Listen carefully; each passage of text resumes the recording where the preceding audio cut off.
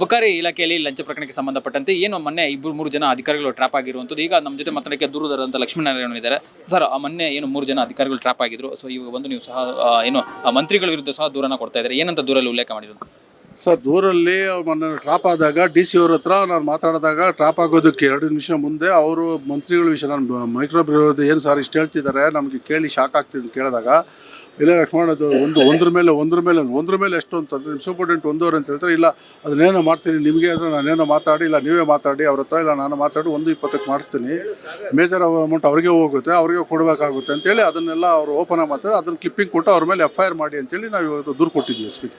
ನೀವು main complaint ಏನಂತ ಕೊಟ್ಟಿದ್ದು ಸರ್ 3 ಅಧಿಕಾರಿಗಳು ಇರೋದ ಮೊನ್ನೆ? ಮೇನ್ ಅವರು ಪೂರ್ತಿ ಈ ಥರ ಮೈಕ್ರೋಬ್ರಿಗೆ ಇದು ತಗೊಂಡಿದ್ರೆ ಇದ್ರ ಮೇಲೆ ಕ್ರಮ ಕೈಗೊಳ್ಳಿ ಅಂತ ಅದು ಅರೆಸ್ಟ್ ಆಯಿತು, ಅವ್ರು ಜೈಲಿಗೂ ಹೋಗಿದ್ದಾರೆ. ಮೇನ್ ಕಂಪ್ಲೇಂಟು ಇದೆ, ಅದು ಕಾಪಿನ ಕಳಿಸ್ತೀನಿ ನಿಮಗೆ.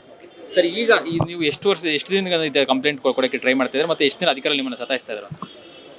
ಸರ್, ನಾನು ಇದು 6 ತಿಂಗಳಿಂದ ನಡೀತಿದೆ. ನಂದೆಲ್ಲ ಕಾಪೀಸ್ ಎಲ್ಲ ನಿಮ್ಗೆ ಶೇರ್ ಮಾಡ್ತೀನಿ ಬಿಡಿ. 6 ತಿಂಗಳಿಂದ ನಡೀತಿದೆ. ಸರ್, ಈಗ ಲೋಕಾಯುಕ್ತ ಸಂಸ್ಥೆ ಸರ್ ರಾಜ್ಯ ಸರ್ಕಾರ ಅಧೀನದಲ್ಲಿ ಬರುತ್ತೆ, ಅವ್ರು ತನಿಖೆ ಮಾಡ್ತಾರೆ, ನಿಮ್ಗೆ ನಂಬಿಕೆ ಇದೆ? ಮುಂದೆ ಏನು ಮಾಡ್ತೀರಾ ಸರ್? ಇಲ್ಲ ನಂಬಿಕೆ ಇದೆ ಸರ್, ನಂಬಿಕೆ. ಈಗ ಅವರವರ ಇದು ಅವ್ರಿಗೆ ಗೊತ್ತಿರಬೇಕು, ಅದೇನು ದೊಡ್ಡ ವಿಷಯ ಅಲ್ಲ.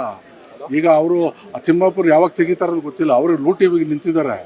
ಹಾಗಾಗಿ ಈಗ ಇಂಥವ್ರನ್ನೂ ಇದಿಟ್ಕೊಂಡ್ರೆ ನಮ್ಮ ಸರ್ಕಾರಕ್ಕೆ ಕೆಟ್ಟ ಹೆಸರು. ಇಂಥವ್ರು ಇದೊಂದು ಫಸ್ಟ್ ಅಲಿಗೇಷನ್ ಅಲ್ಲ, ಸುಮಾರು ಇದ್ದಾವೆ. ಅವ್ರಿಗೆ ಬೇರೆ ಇನ್ನೇನಿಲ್ಲ, ಅವ್ರನ್ನ ತೆಗಿತಂದು ಗೊತ್ತಿದೆ. ಇರೋ ದಿವಸ ಎಷ್ಟು ಮನೆ ಹಾಳು ಮಾಡಬೇಕು ಅನ್ನೋದು ನೋಡೋದ್ರಲ್ಲೇ ಇದ್ದಾರೆ. ಹಂಗಾಗಿ ಆಕ್ಷನ್ ತಗೊಳ್ಳೇಬೇಕಲ್ಲ ಸರ್. ಹಿಂದೆನೂ ಅಬಕಾರಿ ಇಲಾಖೆ ವಿರುದ್ಧ ಸಾಕಷ್ಟು ದೂರುಗಳು ಬಂದಿತ್ತು, ಆರೋಪಗಳು ಬಂದಿತ್ತು, ಆಗಲೂ ಸಹ ಏನು ಮಾಡಿಲ್ಲ. ಈಗ ನಿಮ್ಮ ದೂರ ಏನಾದರೂ ಕ್ರಮ ಕೈಗೊಳ್ಳಿ ಅಂದರೆ ನೀವು ಮುಂದೆ ಏನು ಮಾಡ್ತೀರಾ ಸರ್? ನಾನು ಮುಂದೆ ಅದೇನು ಮಾಡಿಲ್ಲ ಅಂದರೆ PCR ಇದೆ, ಇಲ್ಲೇ 23 ಕೋರ್ಟ್ ಇದೆ, ಅಲ್ಲಿ ಫೈಲ್ ಮಾಡ್ತೀವಿ, ಇನ್ವೆಸ್ಟಿಗೇಷನ್ಗೆ ಆರ್ಡರ್ ಮಾಡಿಸ್ತೀವಿ. ಇದಿಷ್ಟು ಏನು ಲಕ್ಷ್ಮೀನಾರಾಯಣ ಅವರ ಮಾತುಗಳಾಗಿರುವಂಥದ್ದು. ಅಂದರೆ ಇವರು ಮುಂದೆ ದೂರನ್ನ ಕೊಟ್ಟಿಲ್ಲ ಅಂದರೆ ನಾವು ಕೋರ್ಟಲ್ಲಿ ಹೋಗ್ಬಿಟ್ಟು ಇದನ್ನು ಫೈಟ್ ಮಾಡ್ತೀವಿ ಅನ್ನೋ ಮಾತನ್ನ ಹೇಳ್ತಾ ಇರುವಂಥದ್ದು. ಕ್ಯಾಮ್ರಾಮನ್ ವಿಕಾಸ್ ಜೊತೆ ಅರುಣ್ ಕುಮಾರ್, BT ಅಶ್ವೇಗ ನ್ಯೂಸ್, ಬೆಂಗಳೂರು.